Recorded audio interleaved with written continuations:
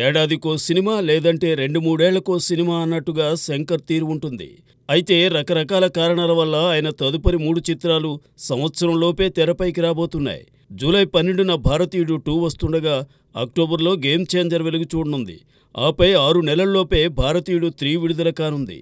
దీంతో ఏడాది తిరిగేసరికి శంకర్ హ్యాట్రిక్ హిట్స్ ఇస్తారని ఆయన అభిమానులు ఆశాభావం వ్యక్తం చేస్తున్నారు. భారతీయుడు సిరీస్, గేమ్ చేంజర్ తరువాత శంకర్ ఏం చేయబోతున్నారు అనే దానిపై స్పష్టత వచ్చింది.